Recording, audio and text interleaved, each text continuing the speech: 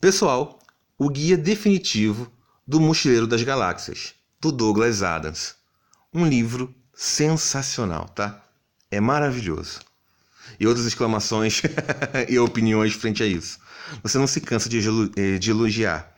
A edição é da editora Arqueiro, capa dura, e vai compilar nesse único volume a trilogia de 5, porque inicialmente ele ia fazer uma trilogia. O guia ele tem algumas particularidades, entende? Ele veio de uma outra mídia, do rádio, e devia ser muito assim. Devia ser sensacional você escutar isso na época. Acho que se tivesse uma máquina do tempo, eu voltaria só para escutar, para ter essa sensação. E ele foi pro. Trocou de mídia, né? Foi para literatura, foi pro impresso. E tem um pouquinho de ruído, mas mesmo assim ele vira esse baluarte para a cultura nerd ou geek. Se bem que agora o nerd tem uma conotação pejorativa, mas atualmente nós superamos isso. É bom ser nerd, né? Mas não foi escolhido à toa, tá? Altos méritos aqui pro guia definitivo. E o que acontece? O Mochileiro das Galáxias ele tem 3 camadas. A primeira é esse humor nonsense, esse humor inglês que nem todo mundo vai apreciar. Você vai toda hora se metiando. A segunda você tem uma existencialismo. Essa aqui é a palavra. Ele não te dá as respostas certas, apesar que nós brincamos assim com o número 42, mas ele faz as perguntas certas. Quem somos? Por que estamos aqui? Para onde vamos? O que realmente estamos fazendo? E tudo mais. Ele brinca muito com isso. Fica os poetas gregos, esses pensadores na época moderna. E a terceira é física quântica, né? Essas 3 camadas, elas dialogam assim entre si, vão oscilando e é muito bem costurado. As 2 últimas você pode até mesmo não compreender muito, mas você vai seguindo o movimento. E este livro, por incrível que pareça, ele não é para todos. Por incrível porque é um livro de encanto, né? Você vai lendo e você sabe que o Douglas Adams ele não existe mais, ele morreu, né? Você sente que perdeu um amigo. Porque tanto faz se ele cometeu o suicídio ou teve o ataque cardíaco, ficou a dúvida, né? Mas você sente que, nossa, que ser humano fantástico ele era. Ele coloca muito de si nos livros. Dá para você sentir isso. E você sente essa perda.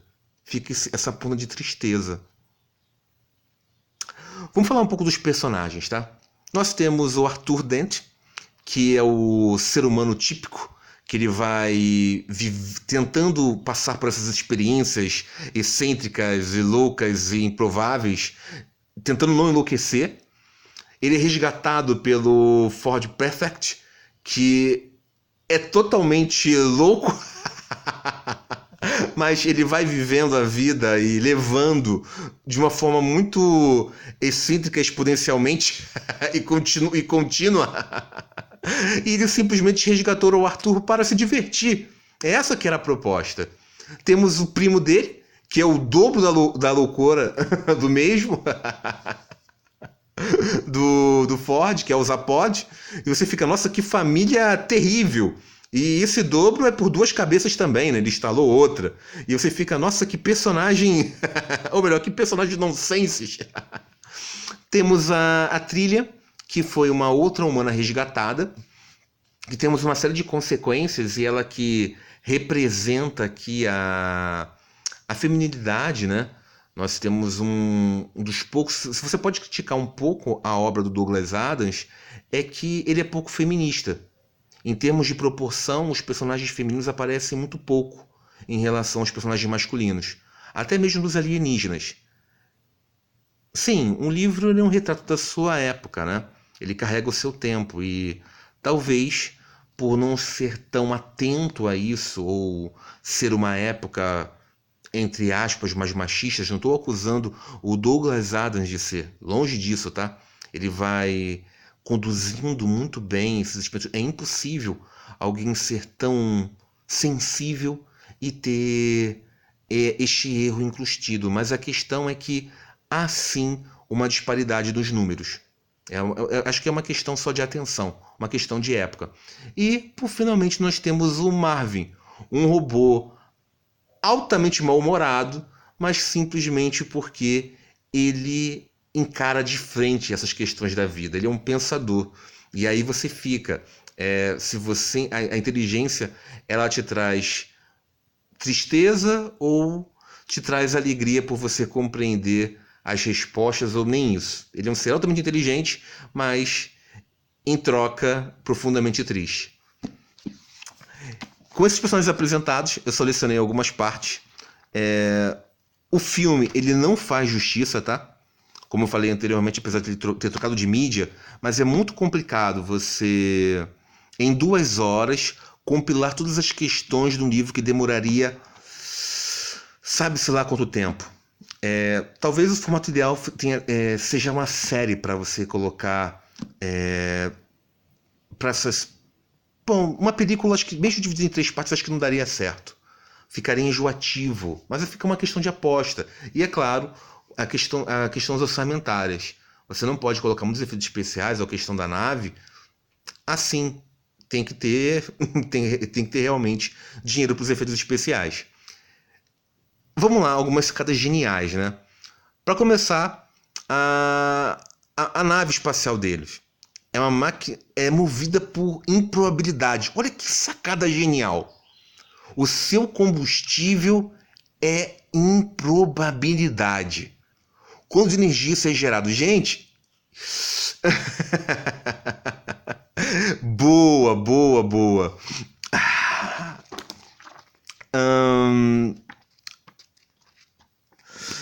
Vamos lá, começar pela baleia. O existencialismo, tá? Também não se falou mais do fato de que, contra todas as probabilidades, um Charlotte havia de repente se materializado muitos quilômetros acima da superfície de um planeta estranho.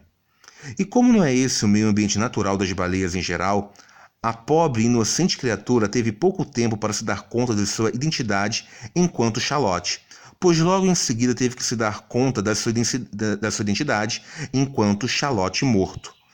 Segue-se um registro completo de toda a vida mental dessa criatura, do momento de que ela passou a existir até o momento em que ela deixou de existir. Ah, o que está acontecendo? Pensou a cachalote.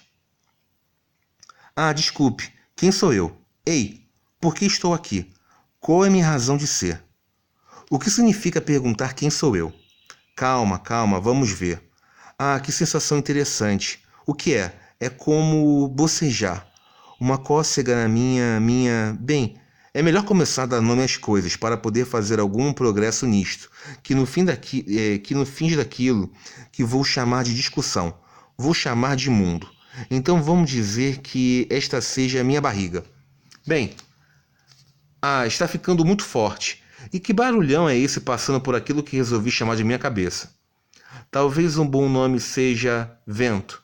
Será mesmo um bom nome? Que seja. Talvez eu ache um nome melhor depois, quando eu descobrir para que ele serve. Deve ser uma coisa muito importante, porque porque tem muito disso no mundo. Epa, que diabo é isto? Vamos chamar essa coisa de cauda. Isso, cauda. Epa, eu posso mexê-la bastante. Oba, oba, que barato. Não parece servir para muita coisa, mas um dia eu descubro para que ela serve. Bem, será que eu tenho uma visão coerente das coisas? Não, não faz mal. Isso é tão interessante, tanta coisa para descobrir, tanta coisa boa para vir. Estou tonto de expectativa. Ou será o vento? Realmente tem vento demais aqui, não é? E puxa, que é essa coisa se aproximando de mim tão depressa? Tão depressa, tão grande, chata, redonda, tão... Merece um nome bem forte. Um nome tão... Chão, é isso. Eis um bom nome. Chão. Será que eu vou fazer amizade com ele? E o resto, após um baque súbito e úmido, e silêncio. É silêncio. Curiosamente, a única coisa que passou pela mente do vaso de petúnias ao cair foi: ah, não, outra vez? Muitas pessoas meditaram sobre o fato e concluíram que, se soubéssemos exatamente por que o vaso de petúnias pensou isso, saberíamos muito mais a respeito da natureza do universo do que sabemos atualmente. Cometi um errinho aqui na hora de pronunciar o nome da baleia, tá? E aí que tá. Ele também sabe o que é barulho, ele tinha que ter pensado sobre isso, mas olha que forma bem conduzida, tá? O Adams, ele faz essa selvageria e ele, ao mesmo tempo, ele reduz e mostra. Ele tem um pouco de cinismo, mas é cômico. Como eu disse, gente, humor inglês. Olha só, um baque súbito e úmido. Ao invés de você colocar sanguinolento, saindo não úmido. Que requinte, né? Tem alguns experimentos linguísticos que você pode valorizar ou não. Aqui, ó. Essa aqui causa uma grande confusão e eu não sei se eu vou conseguir ler tudo, senão o vídeo vai ficar muito longo, mas vamos lá. O restaurante do fim do universo é um dos acontecimentos mais extraordinários de toda a história dos restaurantes. Foi construído a partir dos restos fragmentados do... Será construído a partir dos restos fragmentados do... Ou seja, já teria sido construído a essas alturas e de fato já haveria tendo sido. Um dos maiores problemas encontrados para viajar no tempo não é vir a se tornar acidentalmente seu próprio pai e mãe. Não há nenhum problema em tornar-se seu próprio pai ou mãe com que uma família de mente aberta e bem ajustada não possa lidar. Também não há nenhum problema em relação a mudar o curso da história. O curso da história não muda porque todas as peças se juntam como num quebra-cabeça. Todas as mudanças importantes já ocorreram antes das coisas que deveriam mudar, e tudo se resolve no final. O problema maior é simplesmente gramatical. E a principal obra a ser consultada sobre essa questão é o Tratado do Dr. Dan Strangmitiner, o Manual das 1001 Formações do Tempo Gramaticais para Viagens Espaço-Temporais. Nesse livro você aprende, por exemplo, como descrever algo que estava prestes a acontecer. Como você no passado antes que o acontecimento fosse evitado quando você pulou para frente 2 dias. O evento é descrito a partir de diferentes pontos de vista, conforme você esteja se referindo a ele no seu próprio instante, de uma época no futuro ou de uma época do passado. E a coisa toda vai ficando a cada vez mais complicada, caso você esteja conversando enquanto viaja de um instante do tempo para outro na tentativa de tornar-se seu próprio pai ou sua própria mãe. A maioria dos leitores chega até o futuro semicondicionalmente, modificado, subentendido, plugal do pretérito subjuntivo intencional antes de existir. Por isso, as edições mais recentes desse livro, as páginas subsequentes têm sido deixadas em branco para economizar custo de impressão. Aí ele vai colocando aqui, ó. Nele, o restaurante do fim do universo é um dos acontecimentos mais extraordinários de toda a existência da história dos restaurantes. Foi construído a partir dos restos fragmentados de um planeta em ruínas que teria sido encontraraído, fechado em uma vasta bolha de tempo e projetado em direção ao futuro, até o exato momento preciso do fim do universo. Muitos diriam que isso é impossível. Nele os fregueses sentam-se, ter-se-ão centraído nas mesas e comem, ter-se-ão comido suntuosas refeições enquanto contemplam, estarão contemplando toda a criação explodir à sua volta. E tem mais, gente, ó. Muitos dizem que isso é igualmente impossível. Você poderia chegando em quando e se sentar em qualquer mesa que deseje sem reserva prévia. Postero antequando, porque é possível fazer a sua reserva retrospectivamente. Quando você voltar para o seu próprio tempo, terá sido prepossível em reservar para quando antesmente retrovoltando antecasa. Agora, muitos insistiram que isso é absolutamente impossível. Viu, gente? Experimento linguístico. E passa desapercebido, ou outros vão colocar que isso é ruído demais. E finalmente temos aqui uma terceira que é engraçado. Olha só. Tem aqui, ó. Eu tinha consciência, sussurrou a voz. Ou melhor, eu me tornei consciente. lentamente, gradualmente. Ele, quem quer que fosse, parou uma vez e tomou fôlego. Não podia evitar, não é mesmo? Berrou. A mesma coisa continuava acontecendo de novo e de novo. Em cada vida que vivi, fui morto por Arthur Dent. Qualquer mundo, qualquer corpo, qualquer tempo. Assim que estou me acostumando, lá vem Arthur Dent e paf! Me mata. Difícil não notar, não é? Meio que um lembrete, meio que um marcador, meio que uma maldita pista. Engraçado, dizia meu espírito para si mesmo, enquanto voava de volta para o vazio da não-existência, após outra aventura da Terra dos Vivos, terminada por Dent. Engraçado que aquele homem que acabou de me atropelar, enquanto eu saltitava através da estrada em direção ao meu lago favorito, me pareceu familiar. Aos poucos, então, conseguiu juntar as peças. Dent, seu maníaco, multi-assassino de mim.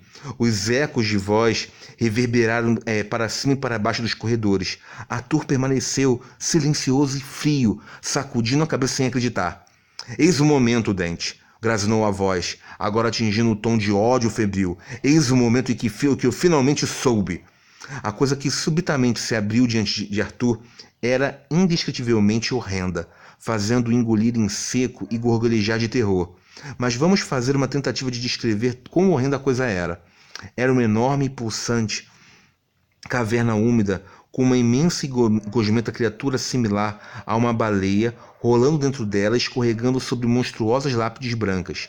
No alto da caverna havia um vasto promontório, no qual se podia ver os recessos escuros de outras duas terríveis cavernas, as quais Arthur Dent percebeu subitamente que estava olhando para sua própria boca.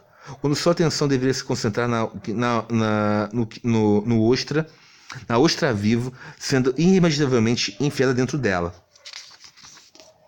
Cambaleou para trás, gritou e desviou os olhos. Quando abriu novamente os olhos, viu que a terrível aparição tinha sumido. O corredor estava escuro e por alguns instantes silencioso. Estava sozinho em seus pensamentos. Eram pensamentos desagradáveis, que poderia ter um acompanhante por perto. O próximo barulho que ouviu foi o tremor grave e maciço de uma grande parte se abrindo. Diga-me que foi coincidência, Dent. Eu o desafio a dizer que foi uma coincidência. Foi uma coincidência, disse Arthur rapidamente. Não foi não! Retrucou a voz com um berro. Foi, disse Arthur, foi sim. Se foi apenas coincidência, então meu nome, rebobou a voz, não é Agrajag. Devo presumir, disse Arthur, que você afirma que era esse o seu nome? Não! Retrucou Agrajag, como se tivesse completado um brilhante silogismo. Bem, lamento dizer que ainda foi apenas uma coincidência, disse Arthur. Vem aqui, repita isso, a voz novamente em fúria. Ele faz uma catedral de ódio. O Arthur, ele vai matando esse ser várias vezes. E no final ele acaba matando de novo. Simplesmente porque um logístico temporal que ele não tinha visto. Gente, é muito bom, tá? É um livro que você tem que ler. O primeiro volume, o primeiro número, né? Ele acaba sendo o melhor. Não é só a regra tapioca. Acho que o Douglas estava mais inspirado, ou ele condensou muita coisa ali. O segundo também é bom, mas vai dando uma queda. Mas apesar disso, cada um desses livros ele vai oferecer coisas boas e fica muito acima da média. Não é... merece ter essa legiões de fãs. E se você não leu, leia, que com certeza você vai se transformar em um. Pode você não estar preparado, entende? Você não tem a bagagem para conseguir passar e apreciar tudo isso. Mas é uma senhora viagem, gente. Uma senhora viagem e uma das melhores do universo da literatura. Eu vou ficar por aqui e até mais, gente. Obrigadão.